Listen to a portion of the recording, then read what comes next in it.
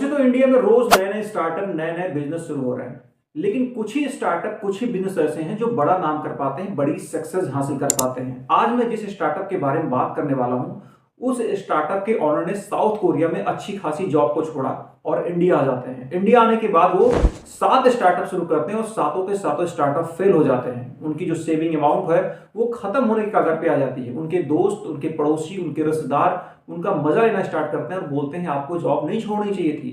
लेकिन उस शख्स के 8वें स्टार्टअप ने कमाल कर दिया। प्रेजेंट टाइम में भारत की टॉप स्टार्टअप कंपनियों में से एक है। आज हम बात करने वाले हैं रैपिडो के बारे में।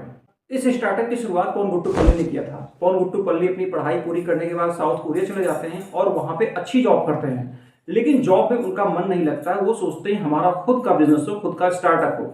वो इंडिया चले जाते हैं। इंडिया आने के बाद वो 7 स्टार्टअप में पैसे इन्वेस्ट करते हैं, लेकिन सातों के सातों स्टार्टअप वो फेल हो जाते हैं, उनका साथ नहीं देते हैं। इसके बाद उनके दोस्त, पड़ोसी, रिश्तेदार उनके ऊपर ताना मारने लगते हैं कि आपको जॉब नहीं छोड़नी चाहिए थी, इतनी अच्छी खासी जॉब छोड़ दी और सारे के सारे पैसे आपने बर्बाद कर दिए। पवन गुट्टुपल्ली भी इस बात को लेकर डिप्रेस थे कि लगातार जहां वो पैसे इन्वेस्ट कर रहे हैं उनके पैसे डूबते जा रहे हैं, कोई बिजनेस उनका साथ नहीं दे रहा। एक बार की बात है, पवन जब बेंगलुरु शहर में अपने स्टार्टअप, अपने बिजनेस के लिए इधर उधर जाया करते थे, तो उनको एक बड़ी दिक्कत महसूस होती थी, ट्रैफिक जाम और किराए को लेके। उनको ये लगता था कि ट्रैफिक जाम बहुत बड़ी समस्या है और दूसरी सबसे बड़ी समस्या है पैसे।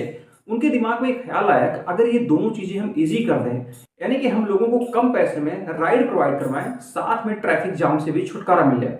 और यहीं से पवन गुट्टुपल्ली के दिमाग में आता है ऑनलाइन बाइक टैक्सी प्रोवाइड कराने का प्लान। 2015 के आसपास ऑनलाइन टैक्सी की फैसिलिटी बड़े शहरों में थी, स्पेशली दिल्ली, मुंबई, लेकिन छोटे शहरों में इस तरह की कोई सुविधा नहीं थी और पवन गुट्टुपल्ली छोटे ही शहरों में बाइक टैक्सी का प्रयोग करना चाहते थे। इसके बाद पवन गुट्टुपल्ली अपने दोस्त ऋषिकेश और अरविंद शंका के साथ मिलकर 2015 में रैपिडो स्टार्टअप की शुरुआत करते हैं। रैपिडो के तीनों फाउंडर सबसे पहले प्रयोग के तौर पे खुद कैप्टन बनते हैं और खुद बाइक से राइड प्रोवाइड करवाते हैं। इसके बाद थोड़ा सा स्केल बढ़ा किया जाता है, 15 से 20 लोगों को काम पे रखा जाता है और 15 से 20 लोगों को काम पे रखने के बाद रिजल्ट जब देखा जाता है तो बहुत बढ़िया आता है। अब इसके बाद तीनों फाउंडर के दिमाग में आता है कि अब इस बिजनेस को और आगे बढ़ाया जाए, लेकिन रैपिडो के सक्सेस का सफर इतना आसान नहीं रहता है। जब तीनों फाउंडर पैसे के लिए इन्वेस्टर्स से मिलने जाते हैं और लगभग वो 75 इन्वेस्टर्स से मिलते हैं, 75 के 75 इन्वेस्टर्स पैसे लगाने के लिए मना कर देते हैं रैपिडो में।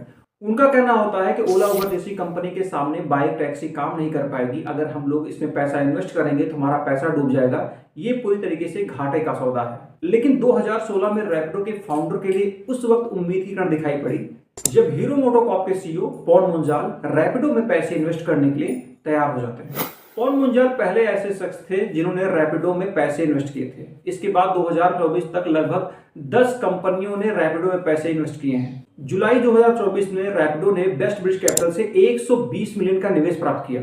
इसके बाद रैपिडो यूनिकॉर्न क्लब में शामिल हो जाती है, जिसकी वैल्यूएशन $1 बिलियन है। रैपिडो को इन्वेस्टर्स मिल जाने के बाद भी रैपिडो का सफर आसान नहीं रहता है। सबसे बड़ी समस्या आती है उसके सामने मोटर व्हीकल एक्ट को लेकर। रैपिडो के सामने उस वक्त मुश्किल खड़ी हो जाती है जब मोटर व्हीकल एक्ट के तहत केस किया जाता है कि कोई भी सफेद नंबर प्लेट की गाड़ी कॉमर्शियल रूप से यूज नहीं हो सकती है। और इसी मोटर व्हीकल के कारण तमिलनाडु में 2019 में बहुत सारे रैपिडो की बाइकों को जब्त कर लिया गया और उसी दौरान तमिलनाडु गवर्नमेंट ने एप्पल इंडिया और गूगल को लेटर लिखा कि आप अपने प्ले स्टोर से रैपिडो के एप्लीकेशन को हटा दीजिए।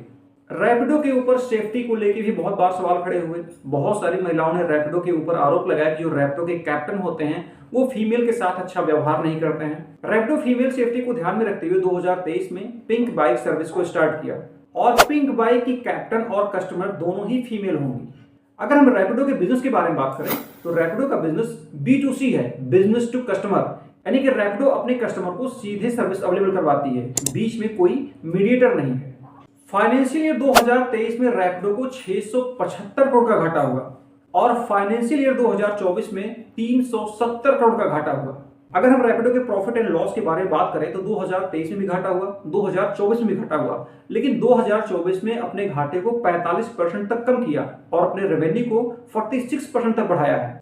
अगर हम ऑनलाइन टैक्सी सर्विस के बारे में बात करें तो प्रेजेंट टाइम में रैपिडो टॉप पे है। इसने ओला उबर की मार्केट को खराब कर दिया। उसका रीजन क्या है कि ओला उबर बहुत ही हाई रेट पर टैक्सी अवेलेबल करवाते हैं, साथ में अपने ड्राइवर को कमीशन भी कम देती हैं। वहीं पर रैपिडो जेन्युइन रेट में राइड प्रोवाइड करवाता है और अपने कैप्टन को अच्छा कमीशन देता है। इसकी वजह से बहुत सारे ओला उबर के ड्राइवर ओला उबर कंपनी को छोड़कर रैपिडो में आके जुड़ गए। जो रैपिडो के फाउंडर की सोच थी कि हम कम से कम किराए में लोगों को राइड प्रोवाइड करवाएंगे, वो सोच उनकी काफी हद तक सफल रही। इसी वजह से बहुत सारे कस्टमर ओला उबर को छोड़कर रैपिडो को चूज करते हैं। इसी वजह से रैपिडो प्रेजेंट टाइम में भारत की सबसे बड़ी ऑनलाइन टैक्सी प्रोवाइड करने वाली कंपनी है। तो आज के इस वीडियो ब्लॉग में हमने आपको रैपिडो की जर्नी के बारे में बताया। ये वीडियो आपको कैसा लगा इसके बारे में जरूर बताएं। कमेंट बॉक्स में कमेंट करें, वीडियो को लाइक करें, चैनल को सब्सक्राइब करें। धन्यवाद।